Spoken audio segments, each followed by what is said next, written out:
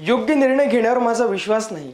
मी निर्णय घेतो आणि तो योग्य ठरवतो, असं म्हणणारे देशातील प्रसिद्ध उद्योगपती स्वर्गीय रतन नवल टाटा यांचं नुकतंच 9 ऑक्टोबर 2024 रोजी दुःखद निधन झालं. याच निमित्तानं त्यांच्याबद्दल असलेली आपली कृतज्ञता या नात्यानं आपण काही परीक्षाभिमुख माहिती या ठिकाणी पाहण्याचा आपण प्रयत्न करणार आहोत. त्यांच्याबद्दलचं सर्वात महत्त्वाचं म्हणजे भारताचा रतन हरवला. महत्त्वाचं की त्यांचं योगदान जे आहे तर फार मोठं योगदान आपल्या देशासाठी आहे. साधारण 150 वर्षापासून टाटा समूह आपल्या देशामध्ये कार्य करतोय आणि या देशाच्या विकासामध्ये सुद्धा एक प्रमुख भूमिका असलेली अशी एक ही कंपनी किंवा एक समूह या ठिकाणी आपल्याला म्हणता येईल. त्याचेच माजी अध्यक्ष म्हणजेच रतन नवल टाटा यांच्या संदर्भात आपण या ठिकाणी बघूयात. सर्वात महत्त्वाचं त्यांच्याबद्दल आपण परीक्षाभिमुख माहिती जर बघितली तर त्यांचा जन्म कोणत्या ठिकाणी किंवा काय हे आपल्याला पाहणं गरजेचं. त्यांचं शिक्षण वगैरे आपल्याला या ठिकाणी बघावं लागेल. तर रतन नवल टाटा हे त्यांचं असं पूर्ण नाव. त्यांचा कालावधी 1937 ते 2024 पर्यंतचा कालावधी आहे. पूर्ण नाव त्यांचं रतन नवल टाटा. जन्म झाला त्यांचा 28 डिसेंबर 1927 साली. बॉम्बे प्रोव्हिन्समध्ये, त्यावेळेचं बॉम्बे प्रोव्हिन्स होतं जे आता मुंबई आहे, बॉम्बे प्रांत, या बॉम्बे प्रांतामध्ये तेव्हा त्यांचा जन्म झाला 1937ला. यांच्याबद्दलची एक वंशावळी सुद्धा आपण पाहणार आहोत की रतन टाटा नेमके कुणाचे पुत्र किंवा कुणाचे वंशामधून आले आहेत ते आपल्याला पाहणं फार गरजेचं राहील. त्यानंतर त्यांचं शिक्षण जर बघितलं आपण तर कॉर्नेल विद्यापीठातून त्यांनी आर्किटेक्चर आणि स्ट्रक्चरल अभियांत्रिकीमध्ये त्यांनी पदवी घेतलेली आहे. हार्वर्डमधून त्यांनी मॅनेजमेंट सुद्धा ते शिकलेले आहेत. त्यानंतर म्हणतात ते माजी अध्यक्ष आहेत टाटा सन्सचे.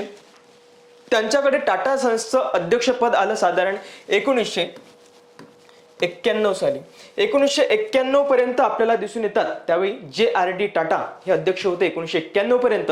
त्यानंतर त्यांनी आपल्या धुरा जी आहे ही संपूर्ण रतन टाटा यांच्याकडे सोपवून दिली. 1991 पासून रतन टाटा हे अध्यक्ष या ठिकाणी होते आणि त्यानंतर त्यांनी 2012ला निवृत्ती घोषित केली. मग त्यानंतर त्यांनी नंतरचा जो कालावधी आहे हा मिस्त्री यांच्याकडे, सायरस मिस्त्री यांच्याकडे आला 2012 ते 2016 पर्यंत.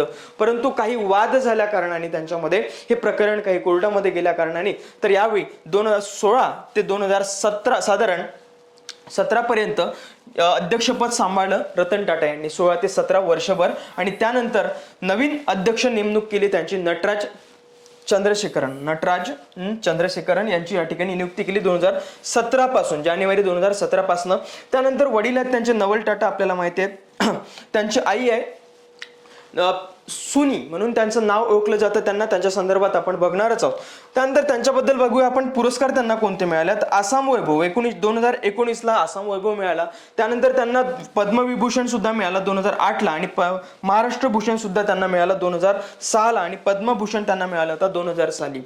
आता एक जर बघितलं आपण तर त्यांना अजूनही भारतरत्न हा पुरस्कार मिळाला नाही. बऱ्याच दिवसापासून मागणी होते की रतन टाटा यांना सुद्धा भारतरत्न घोषित करण्यात यावा, परंतु त्यांना जोपर्यंत ते हयात होते तोपर्यंत भारतरत्न त्यांना मिळाला नाही. परंतु आता नक्कीच त्यांना भारतरत्न मिळेल अशी एक आशा आपण या ठिकाणी ठेवूया आणि नक्कीच त्यांना भारतरत्न मिळावं असं ते व्यक्तिमत्व आपल्याकडे होतं. या निमित्तानं आपल्याला लक्षात येतं.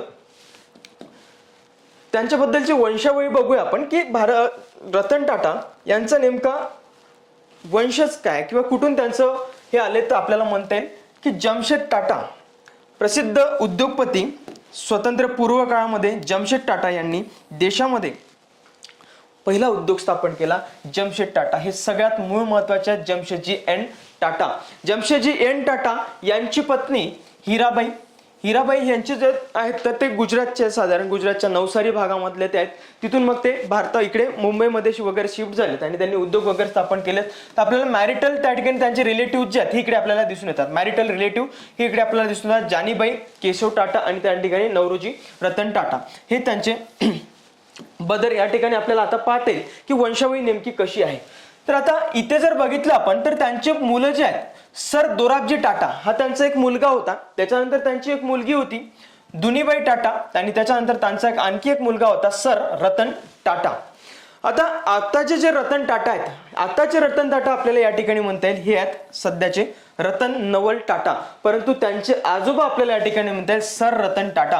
हे फार्मर चेअरमन होते टाटा सन्सचे त्यावेळेचे, आणि त्यांची पत्नी आहे या ठिकाणी नवाजबाई सेठ या ठिकाणी आपल्याला दिसून येतात.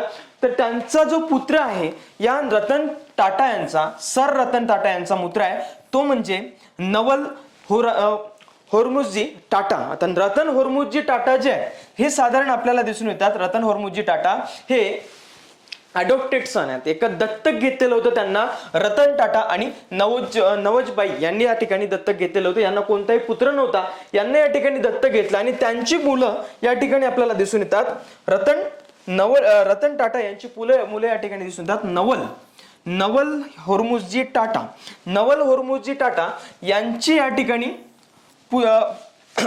पहिली वाईफ आणि दुसरी वाईफ अशा रीतीनं त्यांच्या दोन विवाह झालेले होते. त्यापैकी पहिल्या विवाहापासून झालेली पुत्र जे आहेत तर ते आहेत रतन टाटा आणि एक जिमी टाटा. अशा रीतीनं दोन भाऊ ते आहेत, एक रतन टाटा आणि जिमी टाटा, त्यांच्याबद्दल आपण येणार आहोत. आणि त्यानंतर त्यांची दुसरी पत्नी आहे सिमोन टाटा, जे की सायरस मिस्त्री यांचं निधन झालं होतं त्यावेळी याला गेलेले होते. आपण जर बघितलं असेल तर त्यावेळी त्यांचा ऍक्सिडेंट झाला सायरस मिस्त्रीचा नुकताच, त्यावेळी आपल्याला दिसून येतात सिमोन टाटा सध्या आहेत.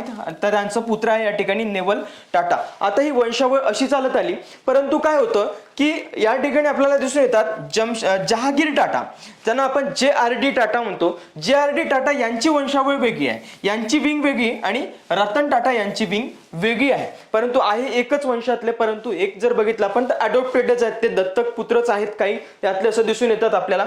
तर जहागीर टाटा यांना कोणत्याही प्रकारचं पुत्र किंवा पुत्री वगैरे नव्हती, त्या कारणाने त्यांना दत्तक पुत्र घेणं गरजेचं होतं. मग या ठिकाणी वारसा जो आहे, पुढे वारसा जर चालवायचा म्हटलं तर त्यांनी JRD टाटा यांनी दत्तक घेतलं होतं रतन टाटा यांना, कारण की JRD टाटा यांना पुत्र वगैरे कोणीही नव्हतं. त्यांनी विवाह केला होता थॉमस यांच्यासोबत, तर त्यांना कोणत्या प्रकारचं पुत्र नसल्या कारणाने त्यांनी दत्तक घेतलं रतन टाटा यांना. रतन टाटा आता इथून आपल्या सगळ्यांना माहिती आहे रतन टाटांनी सुद्धा कोणत्याही प्रकारचा विवाह केला नाही. विवाह केला नसल्या कारणाने त्यांना कोणतेही अपत्य नाही. ते 2011 साली वगैरे म्हणतात की माझं 4 वेळा वगैरे काही प्रेम संबंध होते, परंतु ते लग्नापर्यंत वगैरे जाऊ शकलं नाही किंवा गेलं तरी लग्न झालं नाही असं ते म्हणतात. तर त्या ठिकाणी त्यांनी अजूनही त्यांना पुत्र वगैरे नाही किंवा पुत्र नाही म्हणजे याचा अर्थ वारसा त्यांना नाहीये. आता आपल्याला JRD टाटा जे दिसतात, JRD टाटांचे या ठिकाणी आई वडील दिसतात आपल्याला सुजेन टाटा आणि रतनजी टाटा. या ठिकाणी हे आपल्याला त्यांचे आई वडील या ठिकाणी दिसून येतात.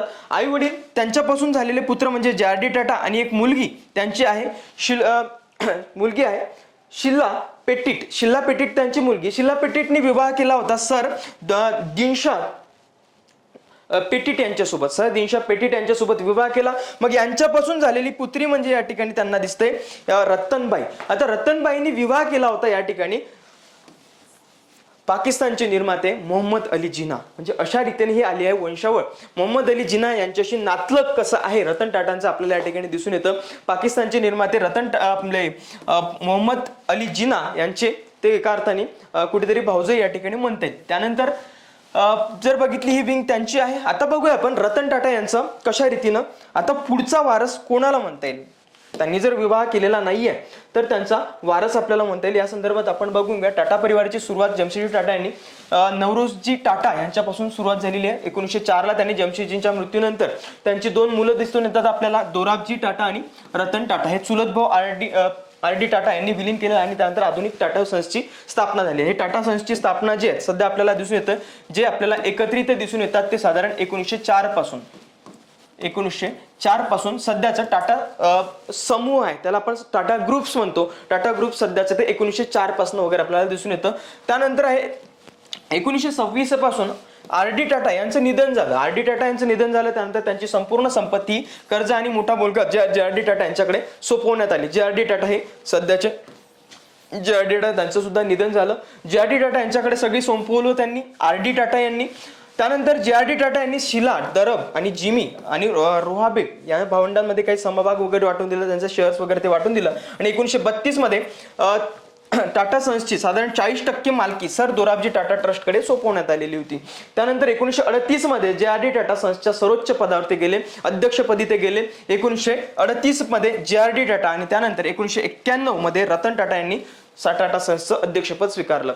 JRD टाटा यांची खूप मोठी भूमिका साधारण 1947 पासून आपण जेव्हा स्वतंत्र झालो तेव्हापासूनची प्रमुख भूमिका ही अगदी 91 पर्यंत, जोपर्यंत आपण LPG करत नाही, LPG पर्यंत वगैरे JRD टाटा यांची भूमिका राहिली आहे. फार मोठी भूमिका होती त्यांची, कारण जे आपण प्रसिद्ध उद्योगपती घराणे म्हणतो त्यापैकी एक ते घराणं होतं की ज्यांच्यासाठी खूप जास्त आपल्याला त्यांचं एक योगदान या देशामध्ये म्हणता येईल. मग आता आफ्टर LPG जे आहे, आफ्टर LPG खरी भूमिका सुरू होती या ठिकाणी रतन टाटा यांची.